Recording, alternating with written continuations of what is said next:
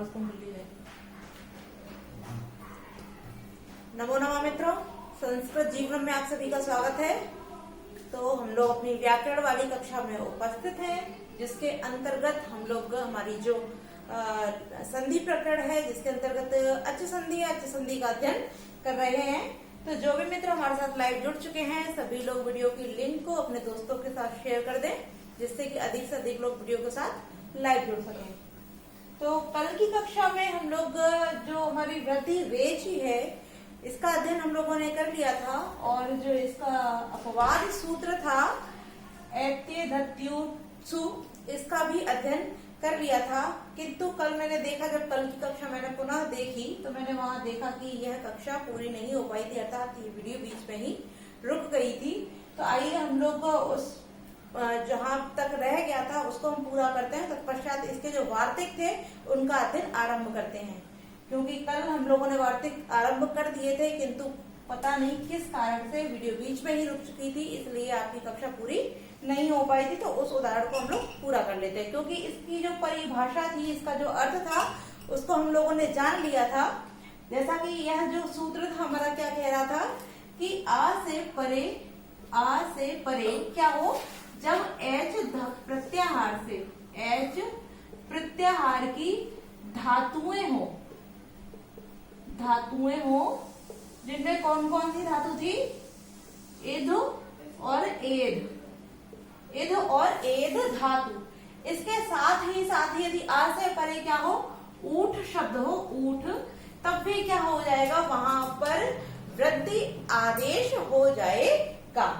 अब क्योंकि यह जो पहला वाला नियम है कि आ के बाद एच प्रत्याहार हो, तो वहां हमारी वृद्धि रेचि सूत्र भी यही कर रहा था कि आ के बाद एच जब प्रत्याहार होगा तो वृद्धि आदेश कर रहा था। किंतु हम लोगों ने जैसे कि देखा, तो जो हमारा उदाहरण था उसको लिख लिया था, और वहां क्योंकि यहाँ बात यही आ जाती, जब इस नियम को हमारी वृद्धि रेचि सूत्र कर रहा था, तो इस अपवाद सूत्र को यहाँ कहने की आवश्यकता क्या हुई। तो इसको हम लोग अध्ययन कर रहे थे, और इसका जो उदाहरण था वो क्या था, उपधन एति। और उप एति जो होता है, एति धातु हमने बता दी थी, एध धातु से ही निष्पन्न होती है एध, हमारा एति। तो उप के बाद एति है, यानी कि उप में क्या जुड़ा हुआ है, हमारा आ। इसको हम भिन्न भिन्न करते हैं, उप से क्या निकल के आएगा, हमारा आ निकल के आता है, और उसके बाद क्या आ जाएगा, हमारा एची। तो जो नियम हमारा यहाँ बता रहा है सूत्र, वह नियम तो यहाँ लागू हो रहा है, किंतु हम यहाँ पुनः इस चीज को फिर दोबारा दोहराते हैं कि इस सूत्र को यहाँ कहने की आवश्यकता क्यों पड़ी, क्योंकि यहाँ भी तो वृद्धि रेचि भी जो हमारा सूत्र था, वह भी क्या कर रहा था, आ के बाद यदि एच प्रत्याहार आ रहा था, तो वहां पर वह भी वृद्धि एकादेश कर रहा था। तो इसको यहाँ कहने की आवश्यकता क्या हुई, तब हम आपको बताते हैं। यहाँ आप देखते हैं उप और उसके बाद एति जब देखते हैं, तो उप क्या होते हैं, हमारे उपसर्ग होते हैं, ठीक है, उपसर्ग होते हैं। तब यहाँ आपको एक सूत्र ध्यान आ रहा होगा, कौन सा है वह सूत्र, हमारा एंगी पररूपम। यह सूत्र हमारा क्या करता है, यदि अकारांत उपसर्ग के बाद यदि ए या ओ एंग प्रत्याहार आता है, तब क्या हो जाता है, वहां पर पररूप हो जाता है, ठीक है। अब क्योंकि यहाँ उप जो आया है वो क्या है, अकारांत उपसर्ग है, ठीक है। अकारांत उपसर्ग के बाद क्या आया है, एंग प्रत्याहार हमारा यहाँ पर आ रहा है, क्योंकि एंग प्रत्याहार में कौन कौन से वर्ण आते हैं, तो ए और ओ, ये दोनों वर्ण हमारे किसमें आते हैं, एंग प्रत्याहार में। तो एंग प्रत्याहार के वर्ण भी यहाँ प्रयुक्त हो रहे हैं, और अकारांत उपसर्ग भी हो रहा है। तो यहाँ पररूप संधि होनी चाहिए थी, ठीक है। उपधन एति से क्या होना चाहिए था, यहाँ पररूप संधि होनी चाहिए थी। इस कारण से यहाँ एत्ये धत्युत्सु सूत्र को कहा गया। क्यों कहा गया, क्योंकि आ के बाद एच प्रत्याहार आने पर तो विधान कौन करता है, हमारा वृद्धि रेचि सूत्र करता है। किंतु अकारांत यदि उपसर्ग आएंगे तब हमारा एंग पररूपम जो होता है वह सूत्र वहां पर पररूप संधि करता है, ना कि वृद्धि संधि होती है। तो यहाँ एंग पररूपम से पररूप संधि हो रही थी, इस कारण इस एंग पररूपम का निषेध करके यहाँ वृद्धि की गई है, और वृद्धि करने के कारण ही यहाँ हमारा जो सूत्र क्या कहा गया, कौन सा, एते दत्युत्सु सूत्र कह करके यहाँ पर वृद्धि एक आदेश किया गया है। ठीक है, क्लियर हो गया। अब हमने देखा कि यहाँ यह जो हमारा सूत्र लग रहा था, इस सूत्र का यहाँ निषेध करके इस सूत्र ने यहाँ पर पररूप न करके क्या किया, वृद्धि की। तो यहाँ क्या हो जाएगा, यहाँ पर हमारी वृद्धि हो जाएगी। अब यहाँ वृद्धि हो जाएगी तो वृद्धि में अब हम क्या करेंगे, हम किसको आदेश करें, क्योंकि वृद्धि वाले वर्ण कौन कौन से हैं, तो आ, आई और औ, ये तीनों वर्ण हमारे वृद्धि संज्ञक वर्ण हैं। तो हम क्या करेंगे, इसके लिए पुनः स्थानीय अंतरतमा सूत्र लगाएंगे और उच्चारण स्थानों को देखेंगे। तो जब उच्चारण स्थान देखेंगे तो इसका क्या हो जाता है, हमारा कंठ हो जाता है, इसका कंठ तालु हो जाएगा। तो हमको क्या देखना है, कंठ तालु। तो यहाँ हमने देखा कि जो हमारा ए वर्ड है उसका उच्चारण स्थान क्या होता है, कंठ तालु होता है। तो यहाँ जो वृद्धि एक आदेश होगा वो क्या हो जाएगा, हमारा आई। तो यहाँ आई आदेश होने से जो हमको शब्द मिलेगा वो क्या मिलेगा, उपेति, ना कि उपेति। उपेति कब बनता, यदि हम एंग पररूपम सूत्र लगाते, क्योंकि जहां हो भी रहा था, क्योंकि अकारांत उपसर्ग है और उसके बाद एंग प्रत्याहार भी यहाँ प्रयुक्त हुआ है, तो यहाँ एंग पररूपम लगना चाहिए था, किंतु उसका निषेध करके इस सूत्र को लगाकर यहाँ वृद्धि एक आदेश किया गया। इसलिए हमारा जो उपेति है वह किससे बनेगा, वह पररूप संधि का अपवाद हो जाता है। इसीलिए इस सूत्र को हम वृद्धि का अपवाद अर्थात वृद्धि संधि में अपवाद कहते हैं। लेकिन ये अपवाद किसका है, तो पररूप संधि का है। इस चीज को आप ध्यान रखिए, अगर परीक्षा में पूछा जाता है कि एते दत्युत्सु जो सूत्र है वो किस संधि का अपवाद है, तो उपेति में हमने देखा कि पररूप संधि का है, और इसमें जो द्वितीय उदाहरण दिया है वो क्या है, उपधन, उपधन एधते। तो एधते जो है वो एध धातु का है, तो इससे भी हमको क्या मिलेगी, वृद्धि मिलेगी। तो क्या हो जाएगा, उपेधते। अब हम जो इसका अन्य उदाहरण दिया है, कौन सा वाला, ऊठ वाला, वह देखते हैं। तो पृष्ठ धन ऊ, ठीक है। अब हम इसको जोड़ेंगे, ऊठ जो ऊठ शब्द है उसका ऊ आदेशित होता है, तो अब हम इसको जोड़ेंगे। तो हमने पृष्ठ से क्या निकाला, आ निकला, और उसके बाद यहाँ क्या है, ऊ, ठीक है। अब हम क्या करेंगे, हम देखेंगे इसका उच्चारण स्थान, क्योंकि यहाँ वृद्धि आदेश होना है, तो वृद्धि में पुनः स्थानीय अंतरतमा लगाएंगे, क्योंकि वृद्धि आदेशित करना है तो हम इन तीनों में से किसको करेंगे, प्रश्न यही उठेगा कि किसको करेंगे। तो हम पुनः क्या करेंगे, स्थानीय अंतरतमा सूत्र से उच्चारण स्थान देखेंगे। तो इसका उच्चारण स्थान कंठ होता है, इसका क्या होता है, ओष्ठ होता है। तो हमको क्या चाहिए, कंठ ओष्ठ, और कंठ ओष्ठ किसका है, औ का। तो औ का उच्चारण स्थान कंठ ओष्ठ होने से यहाँ जो आदेशित होगा वह क्या हो जाएगा, औ, ठीक है। तो अब यहाँ जो शब्द निष्पन्न होगा वो हमारा क्या हो जाएगा, पृष्ठ, ठीक है। किंतु यदि हम संधि देखें तो यहाँ वास्तविक में संधि कौन हो रही थी, आ के बाद यदि अच आता है तो यहाँ गुण संधि हो रही थी, वह भी आ के बाद यदि ऊ आ रहा था तो यहाँ गुण का विधान किया जा रहा था। किंतु यहाँ गुण ना हो करके क्या हो जाती है, वृद्धि हो जाती है। तो हमारा जो एते दत्युत्सु सूत्र है वह क्या करता है, वह वृद्धि करता है, और वह पररूप संधि और गुण संधि का अपवाद सूत्र है, ठीक है। तो इस सूत्र को हम लोगों ने जान लिया है। अब हम अपने अगला जो, अब यहाँ से हमारे वार्तिक आरंभ होते हैं। जिन सूत्रों को पाणिनि ने नहीं कह पाया है, अर्थात पाणिनि जिन सूत्रों को कहना भूल गए हैं, उन सूत्रों को वार्तिककार अर्थात वार्तिक में कह करके हमारे वार्तिककार ने वहां पर संधि का विधान किया है। तो अब हमारी जो वार्तिक है, हम उस वार्तिक को देखते हैं। तो उस वार्तिक में सबसे पहला हमारा जो वार्तिक है, वार्तिककार आप सभी को पता है कात्यायन है। तो इन्होंने किस वार्तिक को कहा सबसे पहले? अक्षादुहिन्याम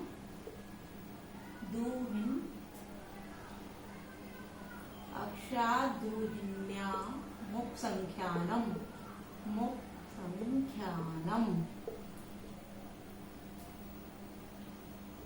यह हमारा वार्तिक है। अब यह वार्तिक क्या कह रहा है इसको जानते हैं। तो यहाँ कहा जा रहा है कि अक्षात ऊहिन्याम उपसंख्यानम, इसको तोड़ के लिखते हैं हम, तब आपको अच्छे से समझ में आ जाएगा। अक्षात, फिर यहाँ दा को ता हमने आदेशित किया तो अक्षात, फिर क्या हो जाएगा? ऊहिन्याम उपसंख्यानम। ठीक है।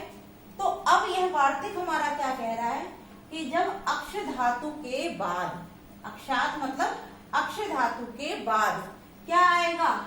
ऊहिन्याम। ऊहिन्याम धातु पर ऊहिनी।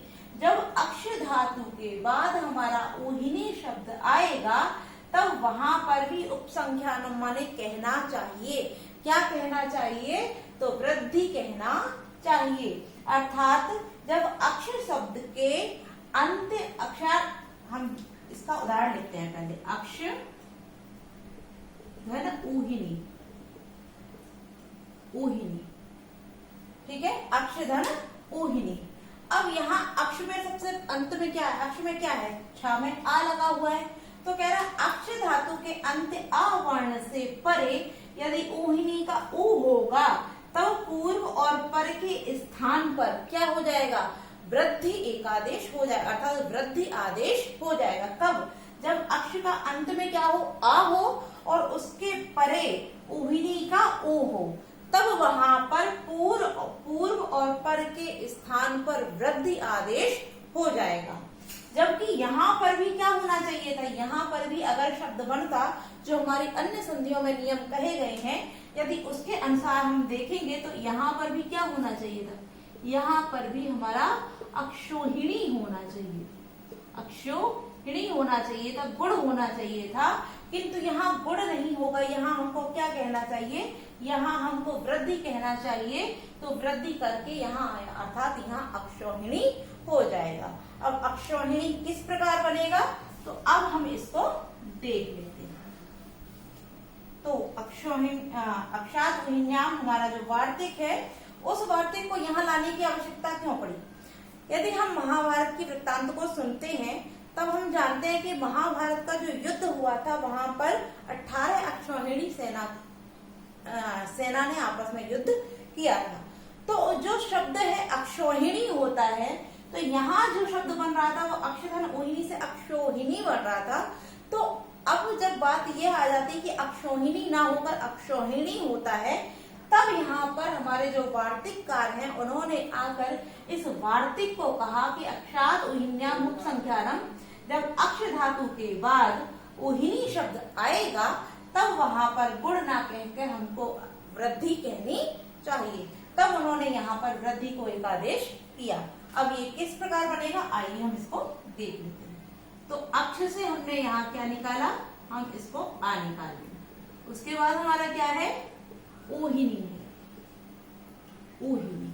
ठीक है। अब क्योंकि हम पुनः हम यहाँ वृद्धि आदेश करेंगे, यह तो हमारे इस वार्तिक ने हमको बता दिया कि हमको यहाँ वृद्धि आदेश करना है, किंतु पुनः वही प्रश्न आ जाएगा कि आ, आई और आओ ये तीन हमारे वर्ण होते हैं वृद्धि संज्ञक।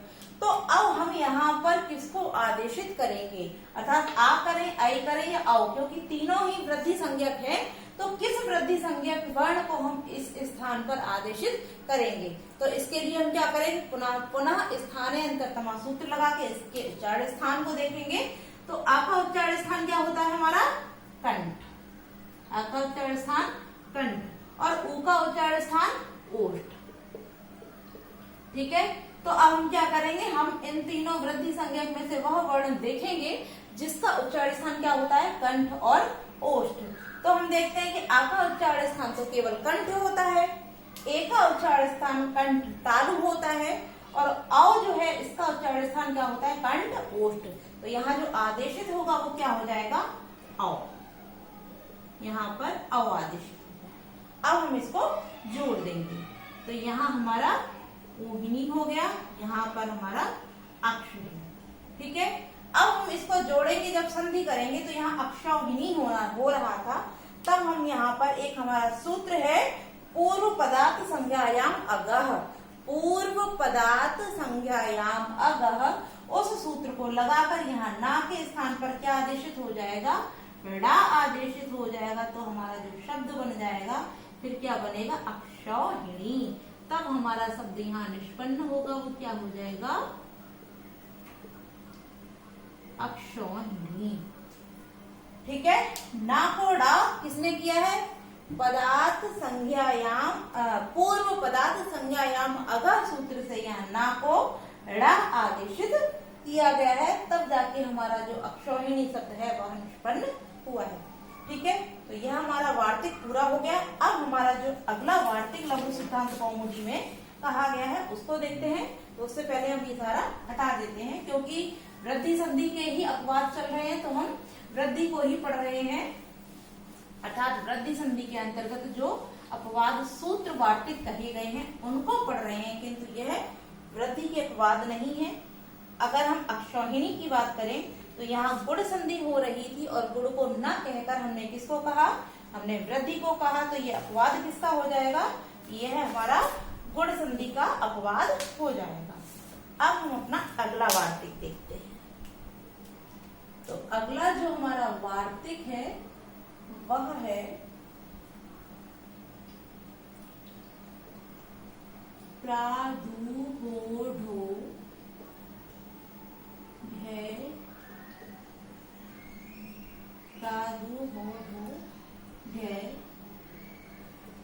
शेषेषु, शेषेषु। प्रादुर्भोढोड्यशेषेषु, यह हमारा अगला वार्तिक है। और इसको भी क्या वार्तिककार हमारे कात्यायन ने ही कहा, क्योंकि जितने भी वार्तिक हैं वह किसके द्वारा कहे गए हैं, वार्तिककार कात्यायन के द्वारा। जो सूत्र है वो सभी पाणिनि के द्वारा कहे गए हैं, और जो वृत्तियां हैं वो वृत्तिकार भट्टोजी दीक्षित के द्वारा। अब यहाँ क्या कहा गया है कि यदि प्र उपसर्ग के बाद प्रा शब्द अर्थात प्रा जो वर्ण है उसके अंत्य आ के बाद क्या आए, जब ऊह, ऊह, ऊढ़, ऊढ़ी, एस और ऐश्य, एस और ऐश्य, यह शब्द आएंगे प्र उपसर्ग अर्थात प्र। प्र वर्ण के आकार, प्र में जो आ है, प्र के अंत्य आ के बाद यदि ऊह, ऊढ़, ऊढ़, एस, ऐश्य, यह जब शब्द आएंगे तब भी वहां पर क्या हो जाएंगे, तब भी वहां पर हमारा क्या आदेशित हो जाएगा, वृद्धि आदेशित हो जाएगा। ठीक है, अब हम इसको लिखते हैं। तो प्र के बाद हम क्या करना है, ऊह, फिर प्र के बाद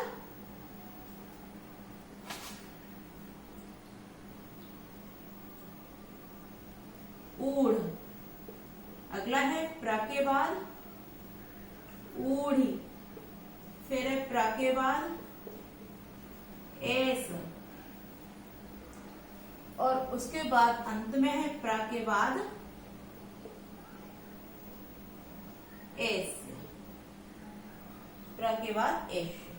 ठीक है, अब यहाँ जो हमारे शब्द दिए हैं जो कि वार्तिक में स्वयं कहा गया कि प्र के बाद क्या हो, ऊ हो, ऊढ़ हो, ऊढ़ी हो, एस हो या एश हो, तब इनके स्थान पर क्या हो जाएगा, वृद्धि आदेशित हो जाएगा। अब वृद्धि आदेशित होगा तो हम क्या करेंगे, पुनः इसको भिन्न भिन्न करके लिखेंगे। प्र में से हमने क्या निकाला, अ निकाला, उसके पश्चात क्या है, ऊह है, तो हम वही स्थानांतरतम सूत्र लगाएंगे और हम क्या देखेंगे, इसके उच्चारण स्थान को, क्योंकि वृद्धि संज्ञक वर्ण 3 है तो किसको आदेशित करना है, इसके लिए हमको स्थानांतरतम से उच्चारण स्थान को देखना अवश्य ही आवश्यक है। तो आ का उच्चारण स्थान कंठ और ऊ का उच्चारण स्थान ओष्ठ, तो यहाँ क्या आदेशित हो जाएगा? औ। ठीक है, तो जब औ आदेशित हो जाएगा तो हमारा क्या बन जाएगा? प्रौह। ठीक, तो हमारा जो शब्द निष्पन्न हुआ वो क्या हो जाएगा? प्रौह। ऐसे ही इसका क्या हो जाएगा? प्र से आ निकाला, यहाँ हमारा क्या है? ऊढ़, तो आदेशित क्या हो जाएगा? अ होकर यहाँ शब्द बन गया प्रौढ़। ठीक है, यहाँ क्या हो जाएगा? ऊढ़ से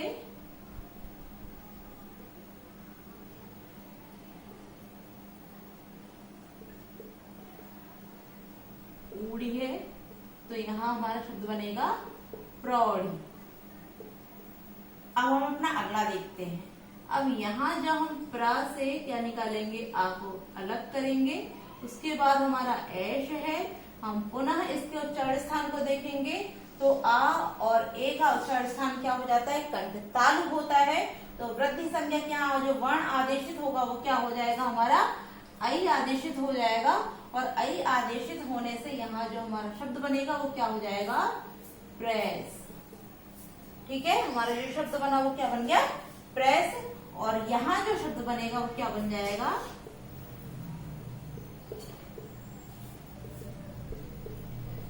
प्रेस। प्रेस। ठीक है, अब हम यहाँ पुनः देखते हैं, क्योंकि प्र यानी आ के बाद यहाँ ऊ आया है, यहाँ आ के बाद ऊ, यहाँ भी आ के बाद ऊ, तो ये जो तीनों हमारे शब्द हैं ये किस संधि के अपवाद हो गए? तो ये गुण के अपवाद हो जाते हैं, क्योंकि जब आ के बाद ऊ आ जाता है, अच आ जाता है, तो वहां क्या होना चाहिए? वहां गुण होना चाहिए था, किंतु यहाँ गुण ना होकर क्या कहा गया है? वृद्धि को कहा गया है। इस कारण यहाँ गुण ना होकर वृद्धि हो गई है। तो इन तीनों का अगर हम पूछते हैं, अगर आपसे परीक्षा में पूछे जाते हैं कि ये तीनों शब्द किस संधि के अपवाद हैं, तो ये गुण संधि के अपवाद है, गुण संधि के। ठीक है, और यदि इन दोनों की बात की जाए, प्रधन एश प्रेस और प्रधन एश प्रेष्य जो बना है, यह किस संधि के अपवाद है? तो यह हमारे पररूप संधि के अपवाद है। पररूप संधि, जिसका कि हम लोगों ने सूत्र भी जान लिया है, क्या है? एंग पररूपम। ठीक है, तो ये आठ गुणा के ये तीनों अपवाद हैं, और ये जो दोनों अपवाद हैं वो किस संधि के हैं? ये दोनों हमारे पररूप संधि के अपवाद हो जाते हैं।